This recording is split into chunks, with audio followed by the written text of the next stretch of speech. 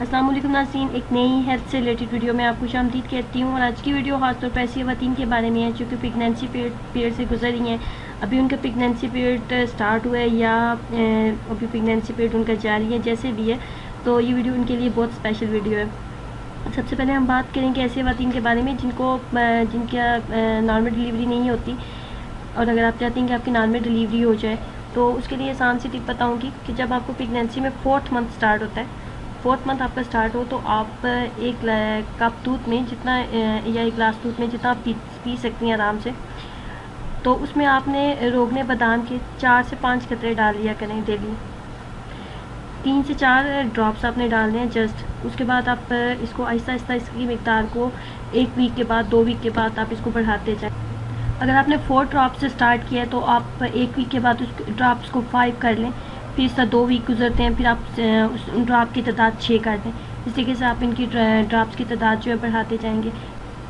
इसका फ़ायदा ये होगा कि आपका जो कब्ज़ का मसला हो जाता है ड्यूरिंग प्रेगनेंसी, अक्सर ख़वातीन को ये मसला फेस करना पड़ता है, वो मसला आपको बिल्कुल भी नहीं होगा और आपकी तबीयत भी बहुत हशाश पशाश रहेगी। और रोगने बादाम जो है अपने घर का इस्तेमाल करना है। अब अगर आप किसी हर्बल शॉप वाले को या जो ऑयल निकालते हैं उनको बादाम दे दें 1 किलो, तो वो आपको उसका जो ऑयल है वो निकाल देंगे। अपने बाज़ारी जो रोगने बादाम है वो बिल्कुल भी इस्तेमाल नहीं करना। प्रेगनेंसी के दौरान आपको किसी भी तरह की कॉम्प्लिकेशंस फेस ना करनी पड़े, आपको किसी भी तरह की जो तकलीफ़ है उसको कम से कम फेस करना पड़े, तो आप जैसे ही आपकी प्रेगनेंसी स्टार्ट हुई है 1st मंथ से, या आपने दिन में किसी भी नमाज के बाद आप 40 दफ़ा आप या कादिर हो या नाफी हो 2 लफ्ज़, या कादिर हो या नाफी हो 2 लफ्ज़ आपने रूटीन के साथ 40 दफ़ा आपने पढ़ लेनी है। और इसको अपने 9वें महीने तक आपने इसको मुसलसल अपने विर्द में रखना है।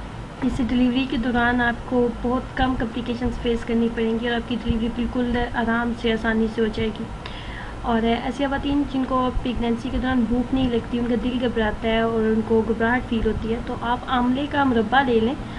आंवले का मुरब्बा ले लें। आपने आंवले का मुरब्बा अच्छी हर्बल शॉप से लेना है, क्योंकि अक्सर आंवले के जो मुरब्बा होता है पुराना होता है उनके पास और उसमें कीड़े पड़ गए होते हैं, तो इसलिए आप ध्यान से आंवले का मुरब्बा लीजिएगा जो ताज़ा हो, वो ले लें आप। और उसको आप रोज़ के जितने आप खा सकती हैं 2 दाने 3 दाने आप उसके आमले के मुरब्बे के खा लिया करें।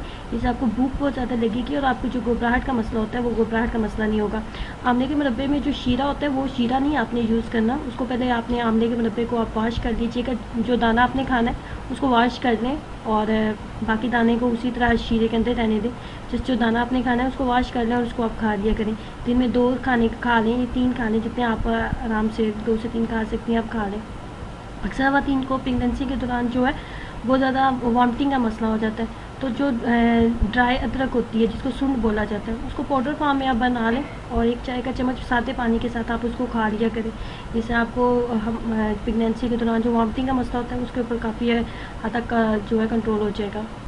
और अगर आप चाहती हैं कि आपकी जो आने वाला बेबी है वो बहुत ज़्यादा खूबसूरत हो, तो आप सूरत यूसुफ पढ़ा करें। जितनी ज़्यादा आप पढ़ सकती हैं आप उतनी ज़्यादा पढ़ा करें। उससे आपके बच्चा जो है वो बहुत ज़्यादा शरारती नहीं होगा और खूबसूरत भी होगा और बहुत ज़्यादा ज़हीन होगा। और अगर आप चाहती हैं कि अल्लाह पाक आपको बेटी की नेमत से नवाजे, तो इंतहाई शर्ती और मुजरब मैं आपको वजीफ़ा बताती हूँ। जिसने भी आज तक किया उसको अल्लाह पाक ने बेटी की नेमत से नवाजा।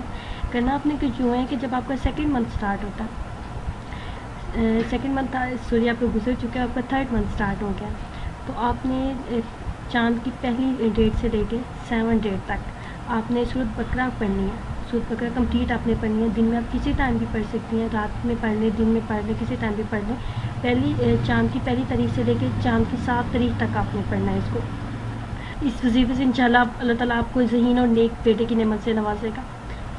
अगर आप चाहती हैं कि आपकी औलाद आपके लिए सदका जारिया बने और आपकी औलाद नेक हो, और तो अब ज़्यादा से ज़्यादा आप प्रेगनेंसी के दौरान पॉजिटिव रहने की कोशिश करें।